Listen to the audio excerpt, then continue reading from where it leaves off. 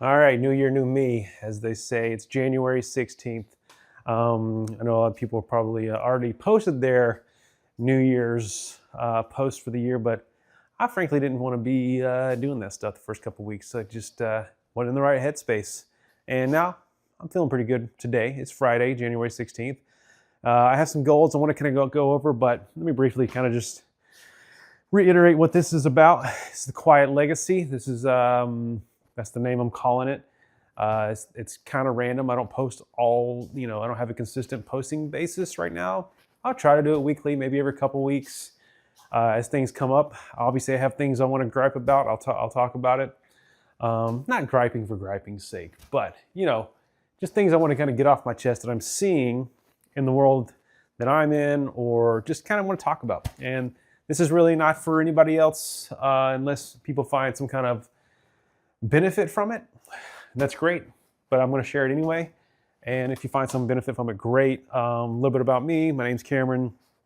I finally decided what to call myself, which is interesting in the line of work that I am in, because I never really had a job title or description to describe where I am now in my career.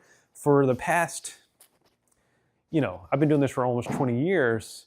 And for a majority of that, I was a sort of storyteller, filmmaker, editor, depending on the role, right? It's just all about creative sort of video and animation guy, right? I was like, man, I need something fancier than that, and that's kind of hard to, get people to latch onto because it's so nebulous. At least to me, it is. And it makes sense. Oh, he does video, but everybody does video these days. But not everybody, but you can edit on your phone and et cetera, et cetera. I was like, so how can I be taken a little bit more seriously? And also, I am stepping into a sort of a different role now in my sort of journey as a creative, as a person who helps people solve problems using things like story and video and production and things like that. And I have a job title now, which is good. I'm going to let you in on it here pretty shortly. I'll just go ahead and say it. It's media consultant. Sounds super fly, right? So essentially it's like, hey, how can I be, essentially like people come to me, especially in my industry, which is the political and advocacy space. Like they don't need a video guy. They need somebody to tell them what types of videos to make, where to put them, and how we can actually differentiate those folks or those groups to get people to pay attention. Anyway, I won't go into the weeds too much, but media and digital consultant, it's kind of what I'm going after right now. And it seems to be resonating with some folks. It's resonating with me a little bit more. I don't really like industry jargon too much, but hey, there we have it. So there's that. But yeah, that's the podcast. That's this, I don't know if you'll call it a podcast or just me recording something on video, getting out there, kind of regurgitating. But today I want to talk about new year, new me, new goals. And it's going to be rough and raw and authentic, bro, because like everything has to be authentic like rare steak. So yeah, it's just that word authentic. It really gets under my skin a little bit, because what is authenticity, right? I can go on, but the buzzword right now is like, like I saw, what's his name? The guy who does the head of Instagram. He's like, the videos that are really going to resonate, the content that's really going to resonate, are things that are going to be real and raw and authentic. I was like, man, y'all been saying that since 2015. Like, yeah, phone videos perform better than cinematic cameras. We get it. Like, it's been that way for a long time. He's like, in the age of AI, it's going to be even more so important. I'm like, not really, because AI is still going to be able to mimic all that stuff. I digress. But being authentic, what does that even look like nowadays? Because even right now, like, yeah, this is unscripted, raw, authentic. Like, I'm still putting on some sort of persona in front of a camera, right? It's not my real, raw, authentic self. if you were to see my real, raw, authentic self, you'd be bored out of your mind. I mean, I do exciting things, but I just think. You know what I mean? I just like, I'm on a computer, I'm thinking all the time. That's my real, raw, authentic self. And then when I'm in front of my kids, I'm silly and I tickle, and you do all the things you do in front of your kids. That's a whole other persona. If you're in front of your wife, that's a whole other authentic version of yourself. Like, so what does that even mean to be that online? It's confusing. So I don't think authenticity is the right word. I think the right terminology would be novelty, because humans love novelty. And I don't mean like, yes, the hooks and the visual hooks and all that stuff is probably still important to some degree because it stops the scroll. But I think people are starting to get numb to even that, or not numb. They're becoming more aware of it and just getting exhausted from it. And so they're trying to get off of these platforms, these addicting platforms. But it's really just novelty. So how can you show the same thing that other people show, but show it in a different way, right? So it's novelty, which is like newness, right? Novelty, what's another word I liked? And taste. Novelty and taste. So it's a mixture of novelty, it's a mixture of taste. So I don't think real, raw, authentic has anything to do with it. It's just gonna be, where does your taste lie? Because my Instagram feed, I don't get on it much anymore, is this sort of like filmmaker vibe. Like, people are shooting really cool looking videos and doing cool things with effects and animation. That's my feed. My wife's feed, well, right now it's probably just a bunch of like political stuff. But you know what I'm saying? Like, their feed's different. It might just be cooking, people cooking and things like that. And like, how do you shoot that? Can you shoot that? And some of the people she follows shoot it in a really interesting and cinematic way. So I don't buy the whole camera cinematic thing. Like, I think as long as you keep it interesting, keep it moving, that's, yeah, the word authentic. I just think gurus are telling you this just so they can sell you whatever they're trying to sell you. And it just happens to be like, oh, it's easy because all you have to do is be authentic and hold your camera in front of your face, and you'll be banking on social media and people will just love you. Anyway, I digress. So, New Year's goals. I have some New Year's goals, and I kind of wanted to record this so I can look back on it in a year. I have this piece of paper here. I can look back on it in a year. I actually have a phone call here in a little bit. I gotta make sure I get this recorded just in time. Yeah, I got about 15 minutes, 10 minutes. So I want to look back on this in a year and be like, hey, what did I do right? What did I adjust along the way? Maybe even revisit it in the next quarter, see what's going on. So right now, my word of the year is no. The word no, N-O. Like, last year, I said yes to some things that I should not have said yes to. Either they were things that I didn't really vibe with, but I felt like I had to do it because the person was my friend, or maybe I felt like I could get something out of it down the road, or whatever. Like, it just kind of depends, right? And it put me in situations where I wasn't having very much fun. I wasn't getting the results I wanted to get for the person, or whatever. And it's just, so there was that, and there's also some things I did that were kind of underpaid because I figured, oh, this is either a newer client or this is a newer offering, so I'm going to only charge this much. So in other things like favors, hey, could you go and do this for me? No, I'm not going to do that unless you're going to pay me my fair fee, blah, blah, blah, blah. Like, it's just going to be no. So I think my default to most things this year will be no right off the bat. And then we'll go from there, right? So it's really just to create space for what matters, be charged what I'm worth. It's to build some self-confidence in myself, right? And this year is also an on year, so I'm going to be an on year for my industry, so I'm going to be busier than normal, so I can't say yes to everything. But that's regardless. I'm putting boundaries in place and a threshold to certain things, and I'll get to that in a little bit. So for the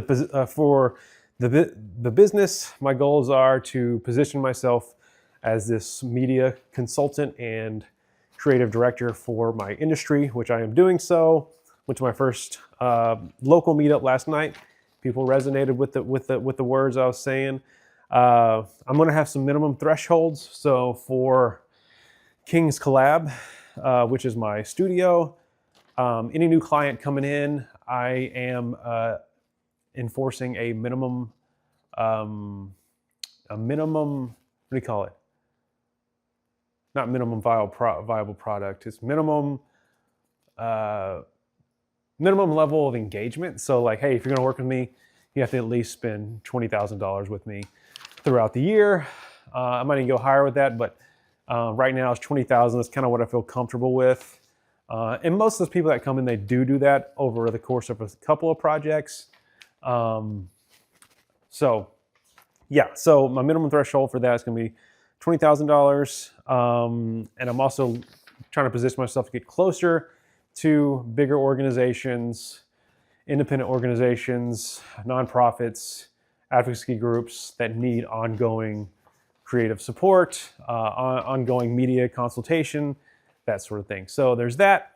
And also I am launching another business right now.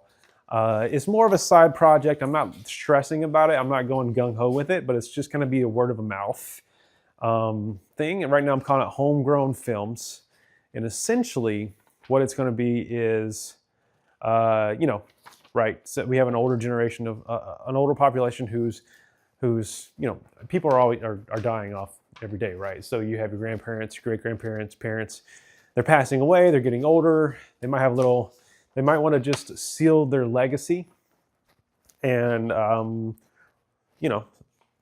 just essentially it's like just creating videos for people who want to make videos of themselves, passing on wisdom, stories, things like that, capturing these moments, capturing these stories, capturing this wisdom, capturing the people, right, in these families, so they can have a little keepsake or not a little, but have a cinematic story of themselves, of their life, of a story, of whatever. I'm still working on the details of that.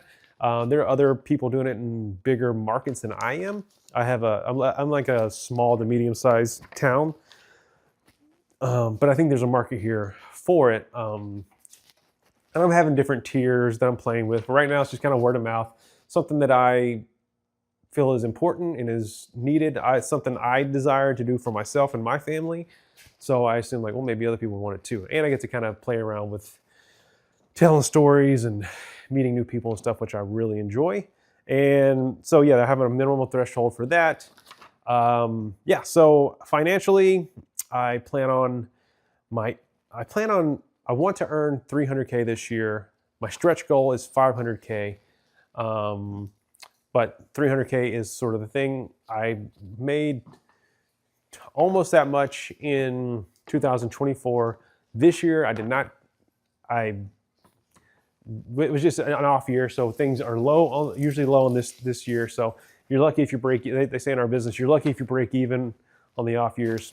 I broke even, so maybe a little bit more than even, but still. So yeah, plan on, we built onto our house last year.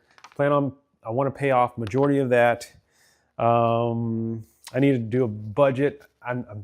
I do budgets and I get terrible about them and I do them. So I'm going to stick with it all this year. That's kind of my goal, and to save up for the off year so I have enough money cushion for the off year. Car passing by.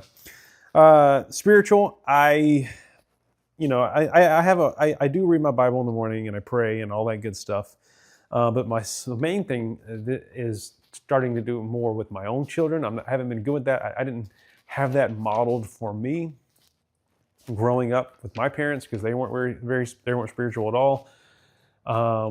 So how do I start modeling that a little bit more for them? I mean, we go to church and stuff, but how do we maybe do something as a family? So whether that's devotional or weekly devotional or semi-weekly or something like that. Also, my son, he's turning 13 this year. I would love to have a coming of age sort of thing with him, something that he can just memorize and put a stamp on saying, hey, boom, this is the year that I start coming into, adulthood, not adulthood, but manhood, right? And sort of sealing that up for him a little bit. Let's see. On that topic, I do want to make this year less about work and more about just enjoying life and not stressing. Work is important, but I'm trying to get it to be sort of secondary in my life, right? I want to, obviously, we need to feed our families. We need to do the things we need to do. But beyond that, why stress?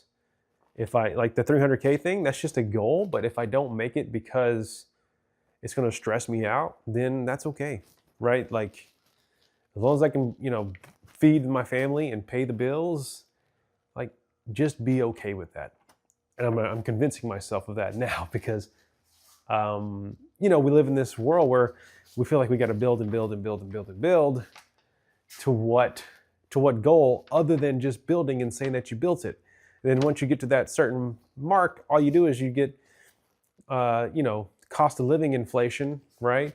You start making $500,000 a year. You start living like you make $500,000 a year, and before you know, you don't have anything in the bank. So my goal, actually, 10 years from now, I've had this thought before, is like, if I can do what I'm doing right now for the next 10 years, by the time I'm 50, 55, I'll be 52 in 10 years. I'll be able to retire. Like, I can just quit and not have to worry about it, right? That's kind of the goal. And at the pace I am working right now, it can happen if I wanted it to. So yeah, really just focusing on moments of having more fun, more memories, because I feel like life just passes you by so fast. And my kids are already getting older, and I'm just like, where does all this time go? And again, it goes back to the novelty thing. If I can do more novel type things with my family, that'll be a win. So every couple months, we're going to do something, either travel or go do something here in town that just kind of is like, oh, that was really fun. Like, I would love to mountain bike more. I don't have a mountain bike. I do have one, but it's not very good. But like, there's some mountain biking trails in town that I've always wanted to do, but I just haven't got. It's not that I hadn't had the time. I just hadn't had the push to do it or the drive to do it. But now I do. I'm like, that sounds like fun. Let me do that. And I have like this used bike that you might can see behind me. I don't know, that I bought, which would be good. I mean, I'm not like a mountain biker, but it'll go for a weekend. Yeah. Anyway, stuff like that. I still haven't mapped that out yet, but just trying to make some non-negotiables with myself and with my family. Like, hey, we need to go do this, go have some fun, and not worry about work all the time. So health-wise, I work out all the time, 4, 5, 6 days a week, depending on what's going on. And really just fine-tuning that a little bit here and there. One thing I discovered last year was that I was actually not eating enough, and it was causing. I gained 10 pounds between October and December last year. Not gained 10 pounds of fat. It was all like water weight and muscle, because I weigh 190 now, and I look thinner and better than I did when I weighed 175 without doing all the things I was doing, because I wasn't feeding myself properly. I wasn't eating enough, and so my body was always in a scarcity state. So I was wondering, and once I started eating more, eating appropriately for what I needed, I started having more energy, and that was the main thing, having more energy. And while the number was going up on the scale, everything else was getting better too. So I discovered that my baseline caloric intake was what I was eating below my baseline. I needed just this many calories just to function, which is crazy. Anyway, you live and learn, right? One other thing I want to do is, I don't know if you can see up here, I have this planner here. See these green check marks? That's for, those are days that I'm not buying anything. So I'm really starting to slim down on just consumerism in general, always wanting to buy things. So if I put a little X here, even digital things like tools and stuff like that, I can get addicted to doing that stuff. And it just adds up, $5 here, $10 there, it adds up over time. And so I'm trying not to do that this year because I have all that I need. Another thing is to, if you see the black ones, that is to get rid of things. So I'm trying to just declutter. One thing a day for the next year. Like, can I get rid of one thing that is just built up? It's a mess in here right now. But if I can get rid of one thing that I don't need anymore, that I haven't used, just get rid of it. Like, we don't really have that much stuff in general, but like, even the stuff we do have, it gets cluttered in my mind and creates this sort of back of the mind anxiety, and I have to get rid of that stuff. So digital and physical declutter. I'm simplifying my tech tool stack. Tech tool stack. Yes.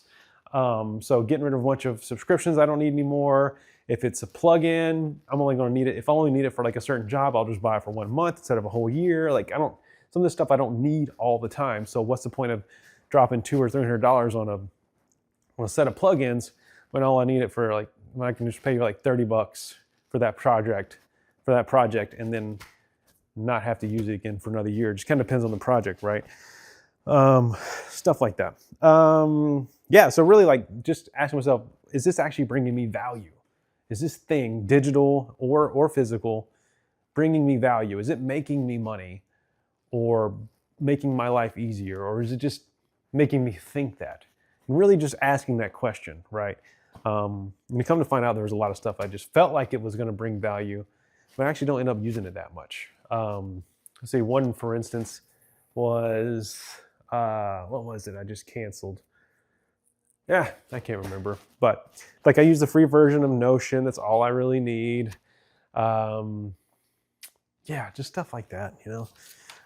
What else do we have here? Oh, some personal development stuff. I need to work on my handwriting.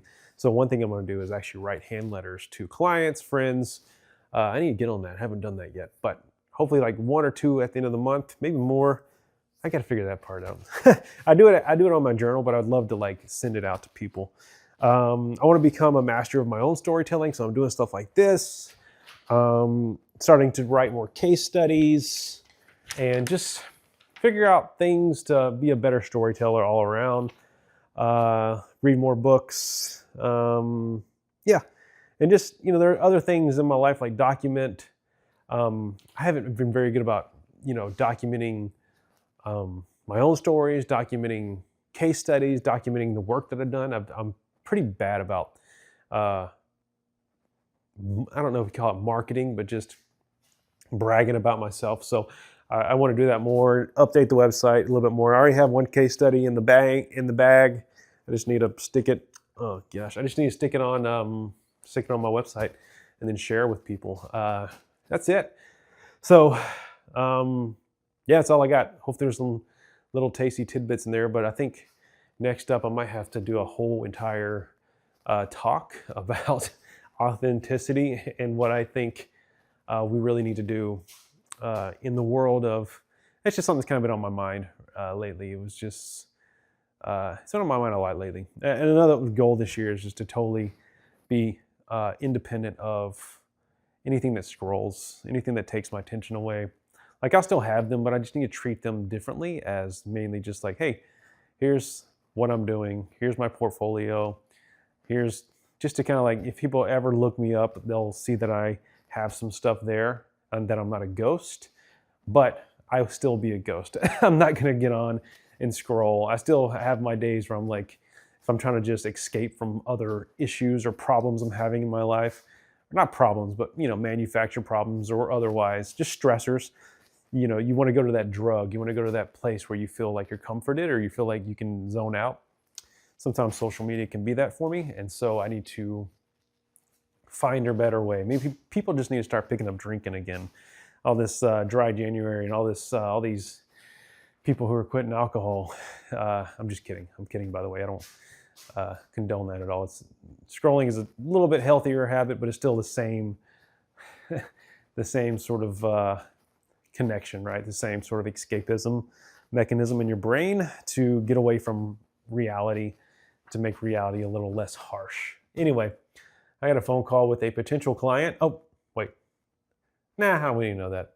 Oh, I gotta go. So if you need anything, let me know, hit me up. I'll have my email, share with you, and all that stuff.